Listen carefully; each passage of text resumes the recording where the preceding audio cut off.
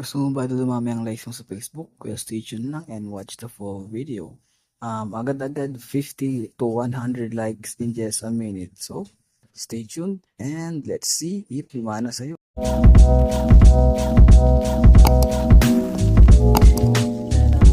Okay, so alam mo, let's welcome back sa ating channel. For today's video, I'm gonna teach you, mga idolo, kung paano nga ba magparami ng likes sa Facebook. So, usong-uso po sa atin ngayon is yung marami ng vlogger sa Facebook. So, syempre, sa mga vlogger is need na need po ng mga likes yan sa Facebook.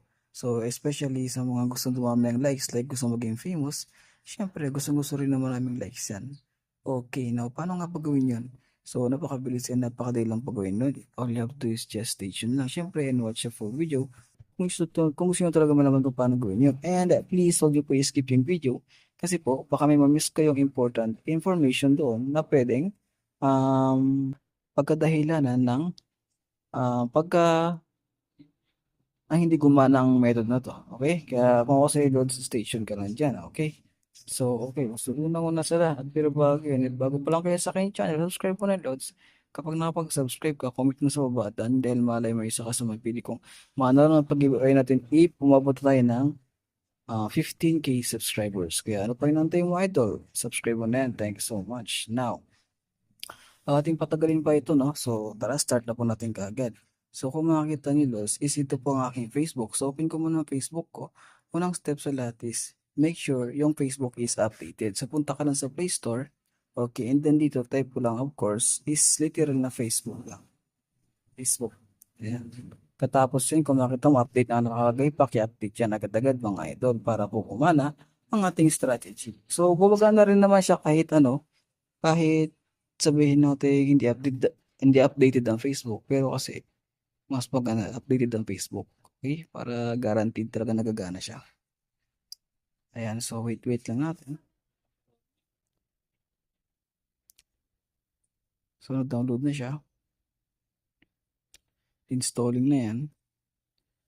Okay, so wait lang till mag-open na to siya dito. Okay.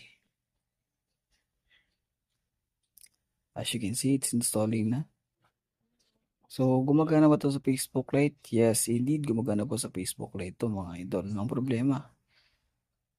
So, ayan, wait lang natin kasi medyo may katagalan yung pag-install. So, wait natin yung gusto mag-install yan, idol. Okay, home muna natin to. Hanapin natin ng Facebook.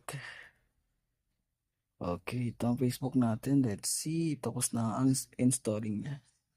So, as you can see, it's still installing. So, we need just to wait, okay?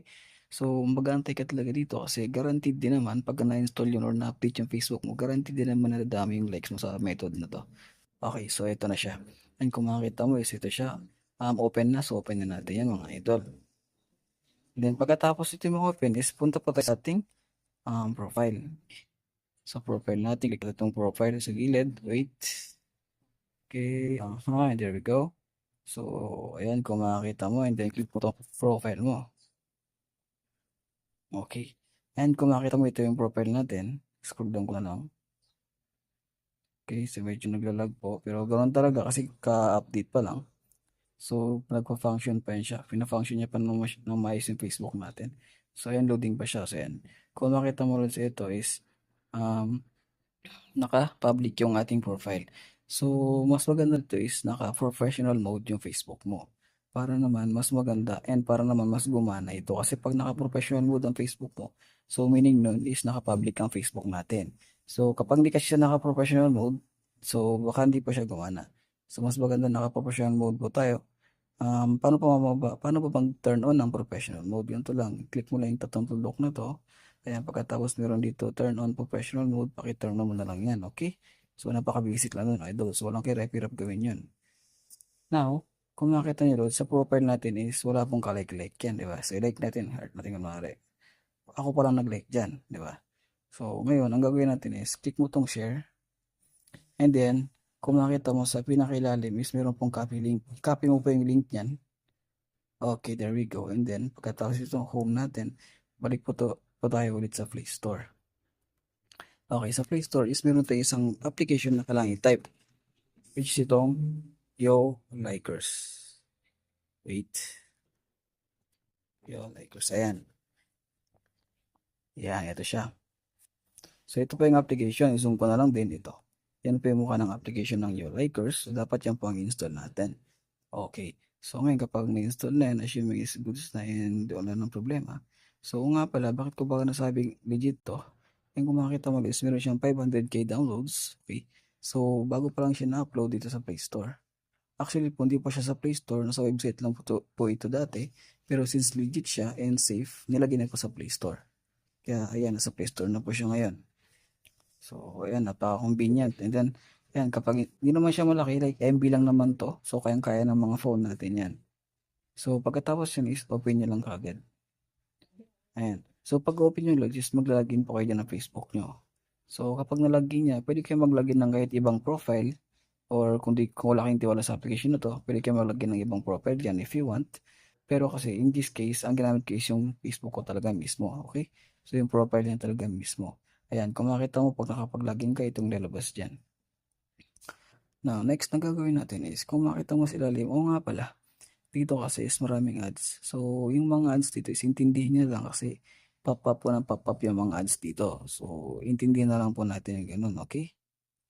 So, at least naman, di ba, bakit yung mga ads, guaranteed naman na maraming likes. And then, kung makita mo sa ilalim, natakpan siya ng ads, pero kung makita mo may logout, and then may liker panel. So, in this case, click mo yung liker panel na yan. Ayan. So, may mga ads yan. So, close na po, may mga ads. Ayan, so, wait natin sa mag-loading. Okay. So, medyo may katagalan to siya mag-load. Wait nyo lang talaga. Have patience lang. At least naman maganda ang resulta. Ayan, nag-load na siya. So, ayan, kung makita mo dito, pwede ka pumili ng yung gustong likes or yung gustong reaction. Ayan, for example, gusto mo ng love, care, haha, wow, sad, angry. So, pili ka lang dyan kung saan mo trip or kung saan yung gusto mo. So, ngayon, assuming nakapili ka, pili natin dito is yung care. Ayan. Ngayon, pagkatapos is, kung makita mo, may your public post link or ID.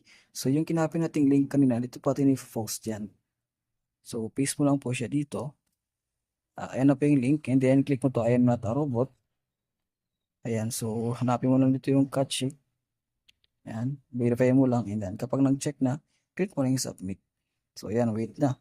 Processing your request. Please do not hit browser back button or refresh. This might take a few minutes. So, ito, ibig sabihin, huwag mo siya off or huwag ka mag-home. Panoorin mo na siyang ganyan hanggang sa matapos yan. So, hindi naman siya ganun katagal. Like, 1 minuto, ganun. Mabilis lang rin naman. Okay? So, at least, katapos yan, guaranteed na yung mga likes mo. So, ayun sabi niya, be online lang. Okay? So, wait lang natin yan. Ayan, kung makita mo, agad pinag-like na po sa atin, di ba? Reacted to your photo. So, ganun po kabilis. And ganun po katindi. Ngayon, sabi dito is 12 likes send agad-agad. So, legit nga ba yan? Tara, check mo din sa Facebook if totoo nga ba yan. So, punta po tayo Facebook ulit. Saan ang Facebook? Ito. Katapos dyan is, mas maganda dito is i-restart mo na lang yung Facebook mo. Start na natin yung Facebook. Okay? Ayan, kung makita mo, may notice na dito. Click mo yung notif. Ayan, kung makita mo, see? May care na agad dyan na nakalagay. Diba? So, punta ka dito ulit sa yung profile. Ngayon, check mo if dumating na. Yan, kung makita mo ulit, dumating na yung likes natin. So, pwede mo siyang gawin paulit-ulit na hanggat kailan mo gusto. Hanggang sa dumami ang likes, hanggang sa umabot na ng 1K sa isang araw lang. Diba? Garong katindi loads, garong kaangas yung likes na mga, yung likes na to. So, hindi ka na mahihirapan dito like, kahit di maganda yung content mo or hindi maganda yung picture mo, so automatic, may mga likes na yung agad. Ganon siya katindi, idol. Diba? Walang kahirap-hirap. So, kailangan mo lang talaga sundin yung mga steps na ginawa natin. Kasi, if ever na may na-miss ka dun, so, baka hindi mo po masundan na maayos, and hindi pa siya gumana. In this case, gumana siya. Nagkaroon na siya dyan. Ngayon, balik po tayo ulit dun sa application. Ayan, kung makita mo is, pwede mo siya i-refresh, or click mo to ulit like panel. So, may mga ads talaga. Sa mga ads na yan, hintay mo lang hanggang sa maklose mo, okay? So, medyo may katagalan lang. Ayan. Ayan, kung makita mo, loads yan, no? Every 30 minutes, pwede mo siyang gawin. Okay? As you can see, every 15 minutes, oh. Di ba? So, pwede mo siya gawin every 15 minutes, every 30 minutes, every 1 hour. hanggang sa dumami ang likes mo. Sa isang araw, aking guarantee you na 1,000 easy sa application na to. Sa likes, sa mga likes lang, baliwala yan, okay? Yan ang kagandahan pa. Pwede ka kung pumili ng reactions mo. Di ba? Ang galing ang angas. So, ayun lang mga idol, no? Sana nakakatulong ako sa inyo.